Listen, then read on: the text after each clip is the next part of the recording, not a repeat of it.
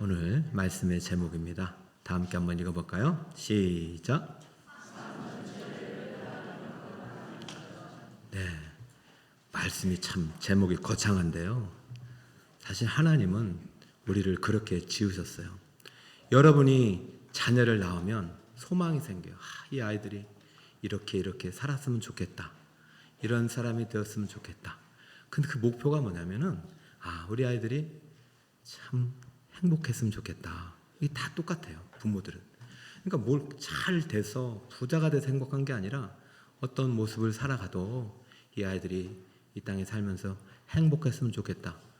부모님들의 모든 소망 아니겠습니까? 마찬가지예요. 하나님이 부르셔서 하나님의 자녀가 된 여러분들이 하나님이 보내주신 약속의 땅에서 행복한 삶을 살기를 원하고 계십니다. 지금 행복은 하나님의 비전이에요.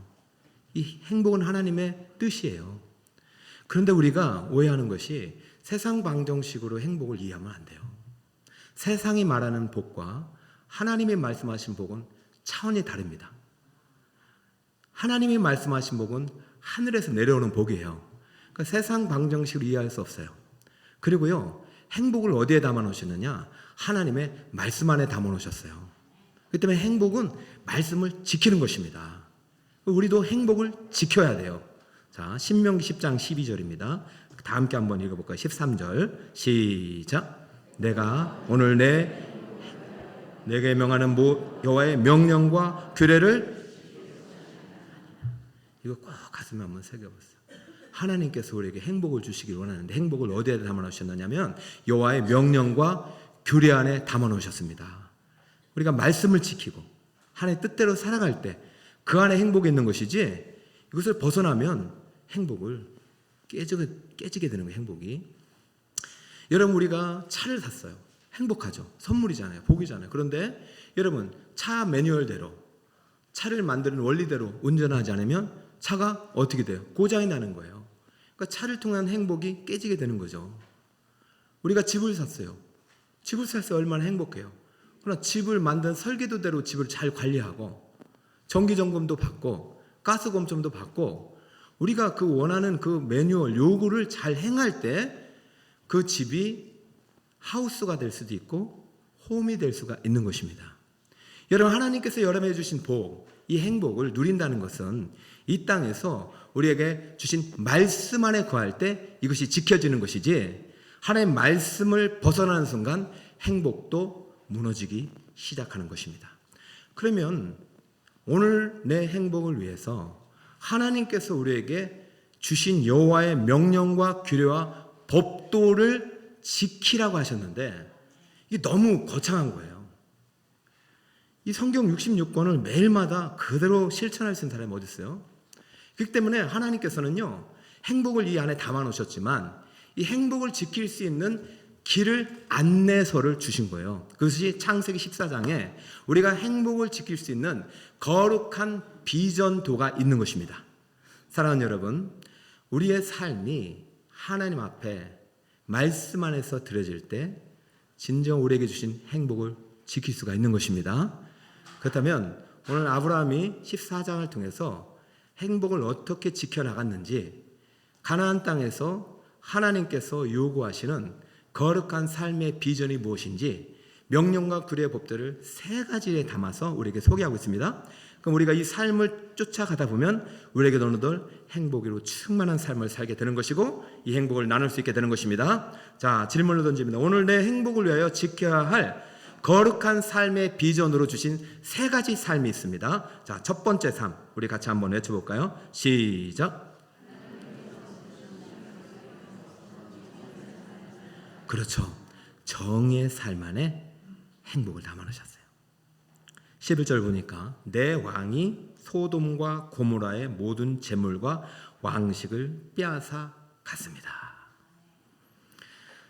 성경은요, 모든 것이 시작을 담았잖아요.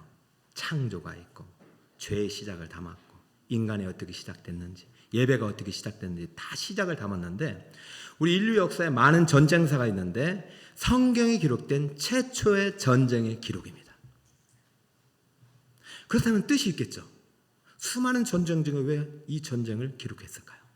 그리고 이 전쟁은 그냥 작은 전쟁이 아니라 국제 전쟁이었어요. 자, 지도를 한번 이해를 돕기 위해서 보겠습니다. 자, 여러분 보면은 이란, 이라크, 이스라엘, 요르단 이런 뭐 지중해가 보이잖아요. 자, 서쪽에 있는 나라들입니다. 이게 성경의 땅입니다. 근데 이 지도는 특징이 오늘날의 지명과 옛날의 국가명이 같이 있죠. 자, 오른쪽에 이란이 옛날에는 엘람이라는 나라였어요. 한번 더 눌러보시면 엘람이 나오죠. 엘람, 그돌라오멜이라는 왕이 통치했을 때 저 땅이 있었고요. 자, 저 지금 아브라함이 살고 있는 저 가나안 이스라엘이 보이죠? 이스라엘. 네, 여기에 보면 소돔 땅이 저 모압 밑에 있어요. 암몬, 모압, 소돔. 여기에 롯이 가서 살고 있어요. 자, 무슨 얘기를 지금 성경이 하고 있냐면 저 메소포타미아 이란이 속한 저 땅에 문명이 시작됩니다. 그러니까 상당히 발달되고 군사력도 좋아요. 그렇다 보니까 이 가나안 지역에 사는 사람들이 저쪽에 있는 왕들에게 조공을 바쳤어요. 특별히 소돔 왕을 중심으로 5명의 왕들이 그랬던 것 같아요. 친하게 지냈어요. 근데 시간이 지나 보니까 자기도 좀 돈이 생기고 힘이 생기거든요. 그러니까 야, 이거 이제 우리는 그만 못하겠다 해서 조공을 12년까지 들이다가 13년 차에 끊어버리고요. 더 이상 안 드리게 됩니다. 그러자 저 엘람 왕이 화가 난 거예요. 그래서 자신과 친하게 지내던 4명의 왕들과 함께 어디를 공격했냐면 저 소돔 땅에 있는 저 땅으로 공격을 합니다. 침략을 합니다. 그것이 창세기 14장, 그것이 시딤 골짜기에서의 전쟁입니다. 시딤 골짜기는 아브라함이 살고 있는 가나안 땅에 속한 사해 남부의 지역이에요. 자, 그것을 이제 내려보시고, 자, 지금 우리가 읽지 않은 1절에서 10절까지의 전쟁사를 제가 요약했는데, 여러분, 전쟁은 하나님의 뜻일까요? 아닐까요? 아니에요. 전쟁은요, 절대 일어나서는 안 됩니다. 우리나라도 전쟁과 무관하지 않잖아요. 지금 아직도 살아계신 우리 부모님들이 전쟁을 경험했기 때문에 이게 얼마나 끔찍한 것인지 알아요. 전쟁은 하나님의 뜻이 아닌데 왜 일어나느냐? 죄가 만들어내는 거예요. 하나님의 3가지 심판의 도구가 무엇입니까? 첫 번째는 칼과 전쟁과 그다음에 기근과, 그렇죠? 그리고 3번째 전염병이었어요. 이 땅에 지금 전쟁이 있다는 것은 이 땅에 지금 무엇으로 가득했냐면 죄악으로 가득했다는 결과입니다. 자, 이 전쟁의 기록을 왜 했느냐? 이때 아브라함에게 묻는 것이에요. 너 이제 어떻게 할 거냐? 시딤 골짜기에는 소돔 땅이 가까운 곳인데 아브라함이 현재 살고 있는 헤브론과 한 30km 떨어져서 실질적으로 타격은 안 받아요. 그러나 영향은 미칠 수 있겠지만은 13장의 아브라함과 14장의 아브라함이 완전히 달라졌어요. 13장에는 기근이 일어나자 아브라함이 가나안 땅을 도망갔습니다. 애굽에 가서 처절한 실패를 경험하고 다시 가나안 땅에 왔습니다. 이번에는 기근이 아니라 두 번째 하나님의 첫 번째 심판의 도구죠. 전쟁이 시작됐어요. 이번에도 아브라함이 도망갔을까요? 아브라함이 달라졌다니까요. 아브라함이 이렇게 했어요. 자, 아브라함이 어떻게 했느냐? 자, 14절을 볼까요? 아브라함이 그의 조카가 사로잡혔음을 듣고 집에서 기르고 훈련된 자 318명을 거느리고 단까지 쫓아가서, 사실 아브라함이 참전한 계기가 조카 롯도 이 소돔 땅에 일어난 전쟁 때문에 포로로 잡혀갔다는 소식이 결정적인 이유가 되었지만은 실질적으로는요, 아브라함의 마음속에 이 전쟁은 하나님의 뜻이 아니기 때문에 이 전쟁을 통해서 하나님의 정의가 다시 실현되기를 원하는 마음으로 참전했습니다. 자, 단순히 내 가족을 위해서만, 친족을 위해서만 참전한 것이 아니라 하나님이 보내신 약속의 땅에서 내가 정의의 삶을 살아가기를 원하는 것이 하나님의 뜻이고, 이 땅의 죄악을 몰아내는 것이 하나님의 뜻이기 때문에 내 작은 병력일지라도 이 정의의 삶을 실현하기 위해서 내가 이 전쟁에 참여한 것이 아브라함의 동기입니다. 자, 그 동기를 드러내는 것이 바로 16절입니다. 16절 여러분 한번 읽어주세요. 시작.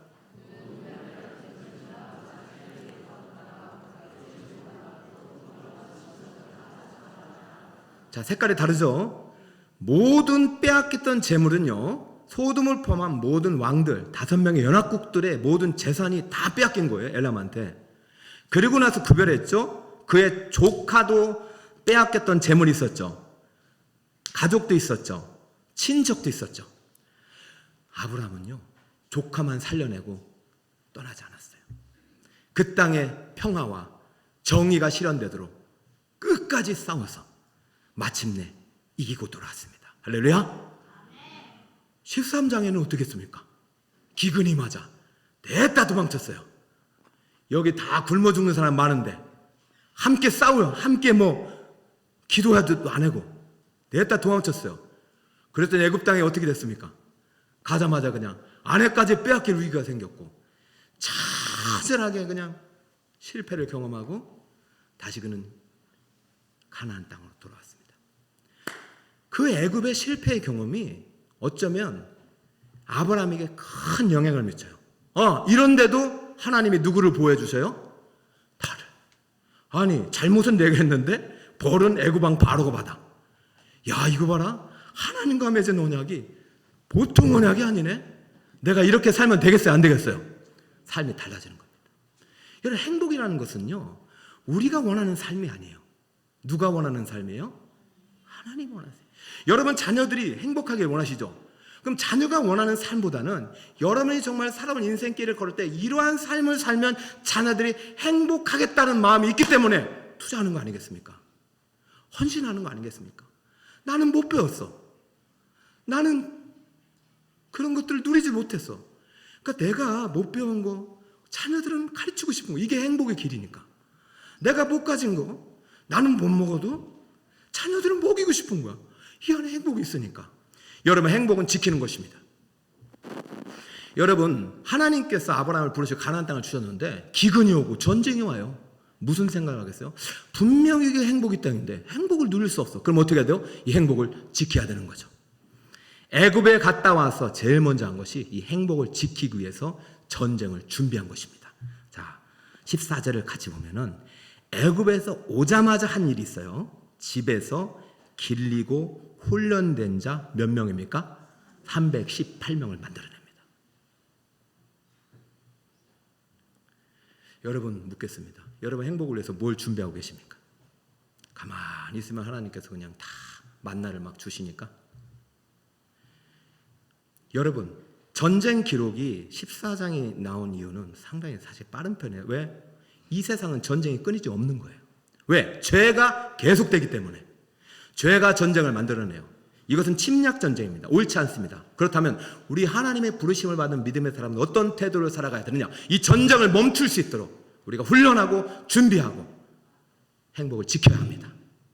대한민국 임진왜란부터 해가지고 병자호란부터 해서 얼마나 많은 외세의 침략이 있는지 전쟁이 멈춰진 기간은요 얼마 안 돼요. 근데 우리나라 지금 어떻게 된 줄 아세요? 세계 군사력 5위입니다. 우리 국가 예산의 10분의 1이 국방비로 쓰입니다. 60조입니다. 여러분, 함부로 못합니다.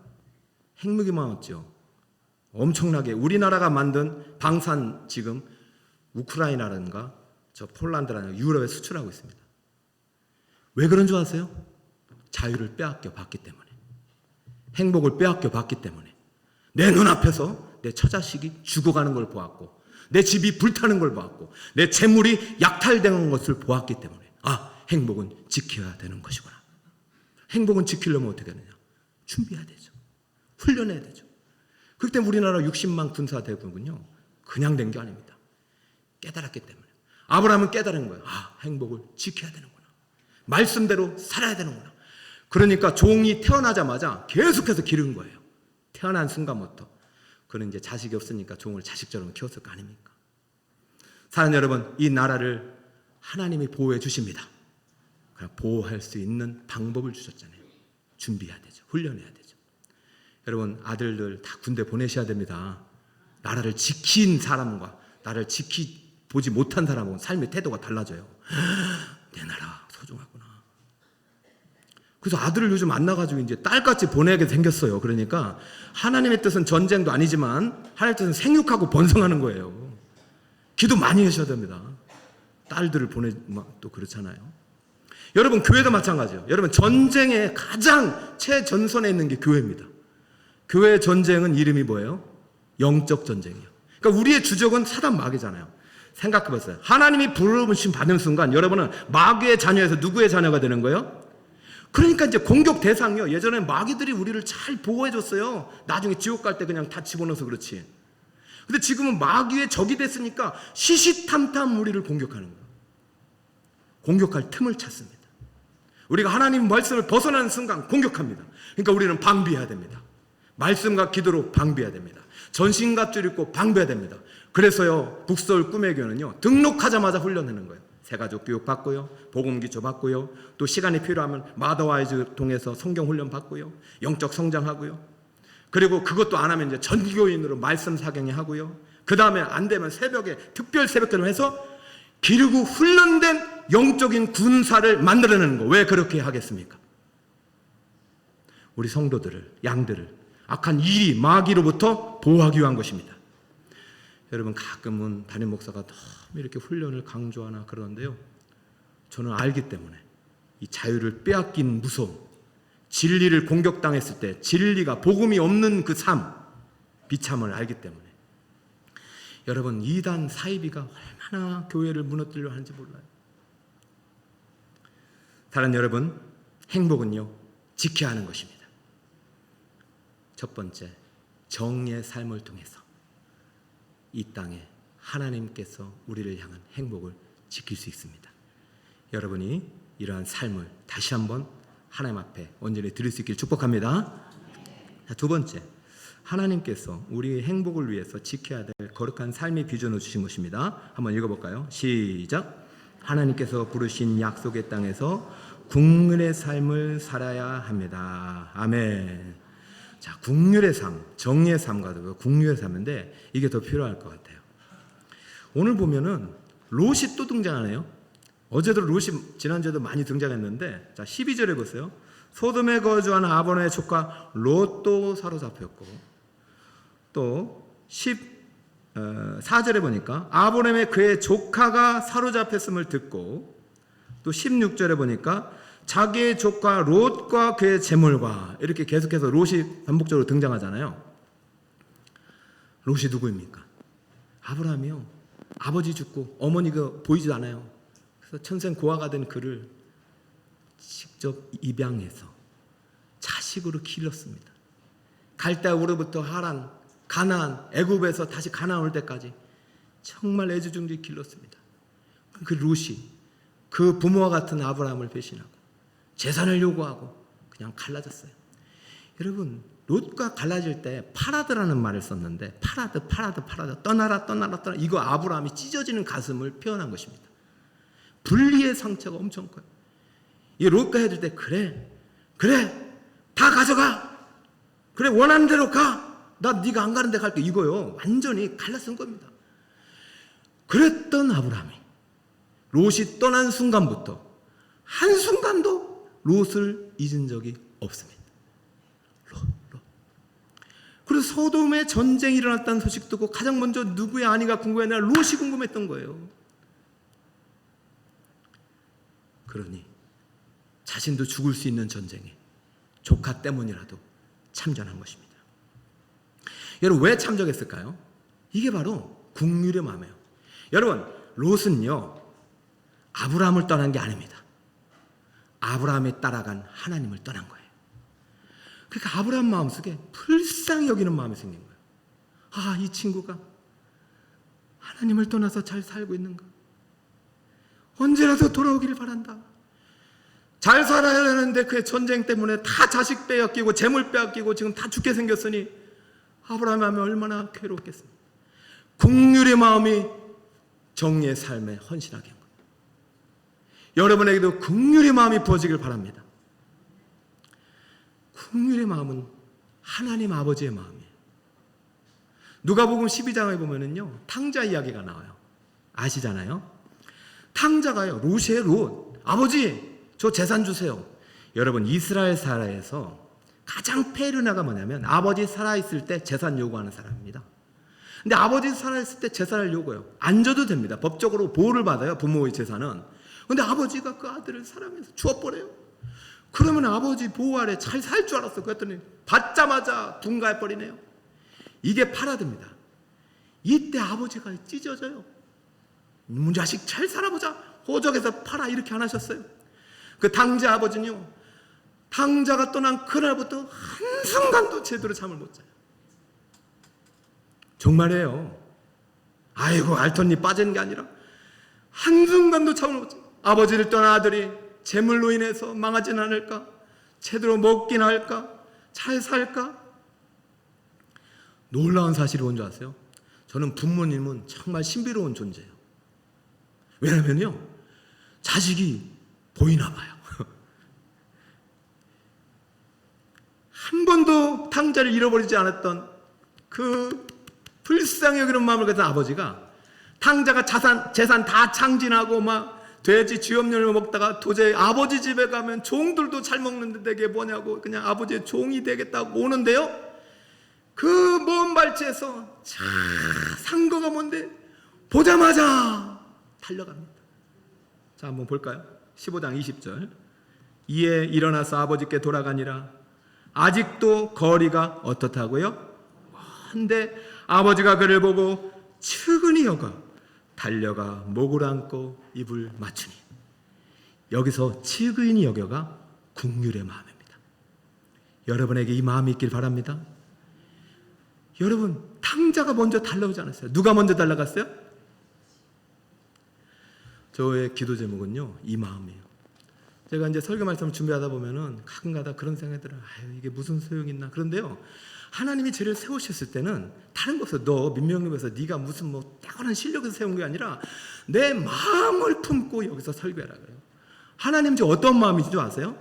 여러분 지금 문 오기 전부터요, 저기 올 때부터 기다리고 계셔요. 여러분 찬양이 들리잖아요. 그것이 아버지의 마음이에요. 여러분 오실 때부터 여러분 다 그냥 깨지고 부셔지고 다 그런 거 아닙니까? 죄 때문에 망가지고 무서지고 남편 때문에 상하고 자식 때문에 상하고 상사 때문에 상하고, 여러분 얼굴 보면 가슴을 열어보면 다 찢어졌어요. 팔아도 오기만을 기다리는 거예요. 그것이 긍휼의 마음이에요. 왜? 불쌍히 여기는 마음이기 때문에. 여러분 행복 대축제 선물할 행복이 뭔지 아세요? 여러분 우리가 선물도 주고 그러지만 그것은 본질이 아니에요. 아버지의 긍휼히 여기는 마음을 주셔야 돼요. 아버지의 긍휼히 여기는 마음으로 주는 선물, 내미는 손이 그들을 살리는 것입니다. 토요일마다 전도를 하는데 때로는 뭐 많이 오기도 하고 적게 오기도 하지만 그런 생각이 들어요. 아, 이게 과연 소용이 있을까라는 생각이 또 드는 거예요. 인간인지라. 요즘 전도가 되나 아마? 근데 어제는 또 권사님들, 집사님들, 장로님들 오셔가지고 또 힘이 나가지고 나갔는데 어떤 분이 갑자기 저한테 와가지고 이렇게 하더라고요. 앉아서 전도하세요. 그러더라. 앉아서. 난 무슨 소리? 이 사람이 또 나를 시비거나 막 그래서 보니까 노년의 어르신인데 제가 서 있는 게 너무 불쌍했나 봐요. 앉아서. 그래서 앉아서 이럴 수는 없잖아요. 아유, 예, 감사합니다 했더니 그분이래요. 실은 제가 은퇴 권사인데 어제 기도하다가 하나님께서 오늘 이 자리에 나가라는 마음을 주셨다는 거예요. 뭔가 누구한가 특별한 사람을 만날 것이라는 감동을 주셔서 자기가 오늘 나와봤는데 아무리 찾아도 없는데 당신이 보이길래 혹시 당신이 목사님이냐고 묻더라고요. 네, 목사님인데요. 어떻게 목사님이 여기 계시냐고. 당신이 하나님이 만나러 간 사람이구나 말면서. 그러면서 갑자기 그분이요 가게 가가지고 오렌지하고 그 다음에 무화과를 잔뜩 사온 거예요. 야, 그게 무슨 마음이에요? 긍휼의 마음.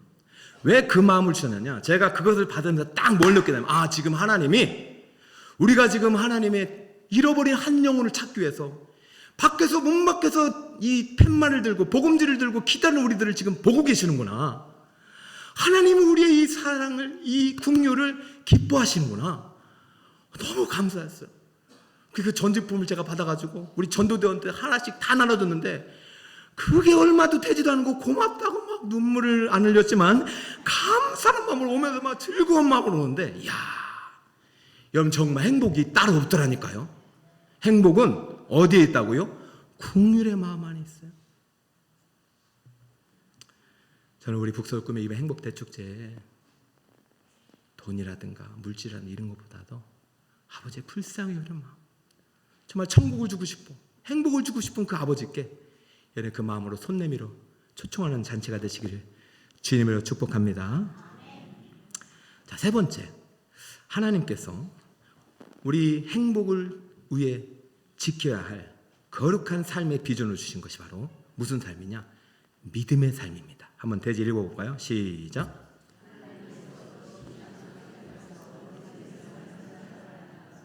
그렇죠. 믿음의 삶. 이게 사실은 되게 중요해요. 앞에 정의의 삶, 궁리의 삶 우리가 실패할 수도 있지만 믿음의 삶에 실패하면 안 돼요. 이 삶에 성공하면 나머지 삶도 드릴 수 있어요. 이 세 가지 삶이 우리의 삶 전체를 대표하는 하나님의 명령과 규례, 법도 안에 담긴 거룩한 비전입니다. 이 세 가지 삶이. 그렇죠? 그런데 오늘 믿음의 삶을 설명하기 위해서 하나님께서 오늘 두 명의 왕을 등장시킵니다. 자, 몇 절부터 나오냐면은 17절부터 나오는데 한 명은 소돔 왕이고 베라, 한 명은 살렘 왕 멜기세덱입니다. 여러분 들어보셨죠? 멜기세덱 누군지 아세요?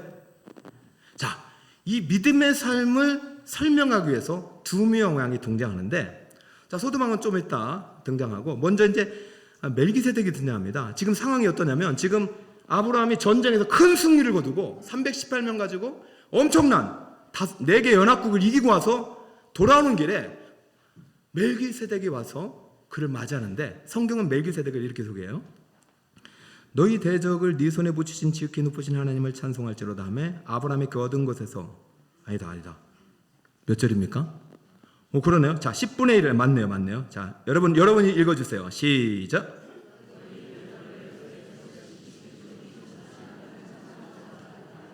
아브라함이 그 얻은 것에서 10분의 1을 멜기세덱이 누구냐면 지금 최초의 11조가 기록된 본문에서 최초의 11조를 받은 제사장으로 기록되고 있습니다. 동시에 왕입니다. 여러분, 창세기 14장이 상당히 우리의 신앙의 중요한 믿음의 어를 담고 있는데요. 최초의 전쟁 기록 안에 최초의 11조를 담으신 이유가 뭘까요? 전쟁 안에 11조가 있어요. 질문해 보셨어요? 이 전쟁은 누가 승리하게 하셨냐면 하나님이 승리하게 하셨죠. 근데 11조는 누구에게 드리고 있어요? 살렘 왕 멜기세덱. 그러면 멜기세덱이 누군지 알아야 되죠. 여러분 11조 누구에게 드렸어요? 그렇죠. 근데 진짜 그 믿음의 원리가 여기에 있다니까요. 여러분의 11조, 여러분의 헌금, 여러분의 삶은 하나님이 받으시는 거예요. 자, 아브라함이 11조를 멜기세덱이 들었는데 아브라함도 이분이 누군지 몰라요. 족보도 없어요. 살렘 왕인데 살렘 땅이 소돔 땅은 한데 살렘 땅은 없어요. 그런데 아브라함은 이때는 계시가 확실치 않았기 때문에 몰라도 예수님이 오시고 난 이후에는 히브리서 기자가 이것을 정확하게 발견합니다. 멜기세덱이 이분이구나. 여러분 절대 잊어보지 마세요. 목자님도 정확히 기록하세요. 뭘 기록하느냐? 히브리서 7장을 기록해 놓으시고 1, 2, 3절을 저와 함께 읽습니다. 1절부터 같이 읽어나갑니다. 이 멜기세덱은 시작. 이 멜기세덱은 살렘 왕이요 지극히 높으신 하나님의 제사장이라 여러 왕을 쳐서 죽이고 돌아오는 아브라함을 만나 복을 빈 자라. 할렐루야. 여기까지는 창세기가 똑같아요. 그런데 2절에 추가 설명했죠. 시작. 아브라함이 모든 것의 10분의 1을 그에게 나누어 주니라. 그 이름을 해석하면 의왕이요 살렘 왕이니 곧 평강의 왕이요. 여러분, 의왕, 평강의 왕 조금씩 누군지 드러나죠? 자, 3절을 읽어볼까요? 시작. 아버지도 없고 어머니도 없고 족보도 없고 시작한 날도 없고 성명의 끝도 없어 하나님의 아들과 닮아서 항상 제사장으로 있느니라. 할렐루야. 그럼 멜기세덱은 누구예요? 멜기세덱은 누구예요? 하나님의 아들 예수 그리스도예요. 지금 성경에요 왕, 제사장, 선지자 직분이 분리되어 있습니다. 왕과 제사장으로 불림받은 최초의 인물이 멜기세덱이에요. 그리고 왕이면서 제사장이면서 선지자의 삼중직을 가지고 계신 그리스도가 예수님이에요. 멜기세덱은 구약 시대에 나타나신 구약의 예수 그리스도입니다. 그렇다면 11조는 누구에게 드린 거예요? 대영원한 대제사장인 예수님께 드린 것이고 예수님을 통해서 하나님 아버지께 올라가는 것입니다. 여러분의 예물이 그렇다는 것입니다. 그러면 10분의 1은 하나님이 드렸잖아요. 전쟁을 통해서 얻은 거. 나머지 10분의 9는 어디 갔을까요? 오늘 두 명의 왕이 나왔다요. 한 사람은 살렘왕, 또 한 사람은 소돔왕. 자, 이제 소돔왕의 출현을 봅시다. 23절에 보면은 이런 말을 하죠. 소돔왕이요, 자기가 빼앗겼던 모든 것들을 아브라함이 되찾아 줬기 때문에 자기는 내 가족들만 데려가겠다, 사람만. 당신은 내가 빼앗겼던 모든 재물 다 당신이 가져라 했어요. 그러자 아브라함이 이렇게 말합니다. 네 말이 내가 아브라함으로 치부하게 하였다 할까 하여 네게 속한 것은 실 한 오락이나 들매끌 한 가닥도 내가 가지지 아니하리라. 그러면 10분의 9는 누가 가지고 갔어요? 소돔왕이 그와 함께했던 왕들이 다 가져갔죠. 10분의 1은 누가 가져갔어요? 하나님께 드렸죠. 자, 그러면 여러분 생각해 보세요. 하나님은 10분의 1만 가져가신 거예요? 아니요. 지금 하나님, 아브라함이 어떤 신앙 고백하고 있습니까? 네가 치부하게 하지 않았다. 네가 나에게 재물이나 부를 준 것이 아니다. 내 이 전쟁의 승리를 통해서 재물을 다시 얻게 한 것은 누가 하신 것이다? 하나님이 하셨다. 하나님이 내 전쟁의 승리를 주셨다. 난 하나님이 이 전쟁이 나와 함께 하시기 때문에 난 그 하나님 한 분만으로 충분하다. 그러니 나는 하나도 가져가지 않겠다. 10분의 1을 드는 것은 전부를 드는 것입니다. 물론 여기에 참전한 318명과 마므레 형제들의 필수 경비는 제하는 것입니다. 여러분, 오늘 갑자기 왜 최초의 전쟁 기록에 최초의 11조의 기사를 써놓고 있습니까? 믿음은요, 전부를 드리는 것입니다. 전부를 주신 하나님의 아들을 믿는 것입니다. 믿음은 뭐냐면 내 것이 없는 것입니다. 이 믿음의 삶이 여러분을 행복의 땅으로 인도하십니다. 할렐루야! 이야, 이거 절대 잊지 마세요. 11조에 대한 오해가 두 개 있어요. 11조는 10분의 1이 하나님 거다. 천만의 말씀. 11조는 10분의 10 전체고요. 3 전부가 누구의 것입니까? 하나님. 그러니까 하나님이 받으셔야 돼요. 그냥 대표성입니다. 물질의 10분의 1을 드린다는 것은 네가 물질을 포기한다는 그 신앙을 받는 거예요. 전제를 드리는 것이고, 두 번째는요, 11조의 원회 중에 지금 11조 전쟁이 일어나고 있어요. 유튜브에서 천만의 말씀, 성경대로 가야 됩니다. 11조의 오해 중에 하나가 11조를 드리면 복을 받는다는 기복 신앙이에요. 이거 잘못된 것입니다. 자, 최초의 11조의 기록에 아브라함이 11조를 드렸기 때문에 복을 받지 않아요. 물론 다른 야곱이라든가 말라기의 기록은 그런 것들을 전제로 하지만 원래 하나님의 의미는 복을 받은 자가 드리는 것이 11조입니다. 구원 받은 자가 드리는 믿음의 표현이 11조입니다. 11조는 복과 상관이 없어요. 왜? 이미 우리는 복을 받았기 때문에, 이미 우리는 행복하기 때문에 11조는 그 행복을 발견한 자가 드리는 것이고, 그 11조를 드린 자는 그 행복을 더 누릴 수 있는 것이에요. 자, 보세요. 오늘 멜기세덱에게 11조를 드리기 전에 먼저 멜기세덱이 아브라함을 축복합니다. 19절. 그가 멜기세덱이 아브라함에게 축복하여 이르되 천지의 주제이시오 지극히 높으신 하나님이여 아브라함에게 무엇을 주옵소서. 그리고 나서 20절에 11조를 드린 것입니다. 사랑하는 여러분, 얼마를 받아야 우리가 복을 받은 걸까요? 천만에. 우리는 하나님께 전부를 받은 사람, 하나님의 생명을 받은 사람입니다. 여러분, 그럼 묻겠습니다. 오늘 하나님께서 약속의 땅에서 우리에게 요구하시는 세 가지 거룩한 삶의 비전이 있어요. 첫 번째는 무슨 삶? 정의의 삶. 두 번째는 무슨 삶? 긍휼의 삶. 세 번째는, 여러분 다 포기할 수 있겠어요? 여러분 지금 전 재산 다 드릴 수 있겠어요? 나 하나도 안 갖겠다고 할 수 있겠어요? 정말 하나님이 나를 책임져 준다고 믿음 생활할 수 있겠어요? 못하기 때문에 하나님의 아들 예수님 오신 거예요. 여러분, 믿음이라는 것은요, 우리의 행위가 전혀 없어요. 오직 하나님의 아들 예수님이 나를 위해서 전부를 주셨고 전부를 순종하셨다. 그 믿음이 여러분을 행복의 땅으로 인도하십니다. 예수님이 11조를 받으시고 11조 때문에 시험 드는 성도들에게 이렇게 말씀하신 거예요. 우선순위를 분명하셨어요. 마태복음 23장 23절. 화 있을진저 외식가는 서기관들과 바리새인들이여 너희가 박하와 회향과 근체 11조는 드리되 율법에 더 중한 바.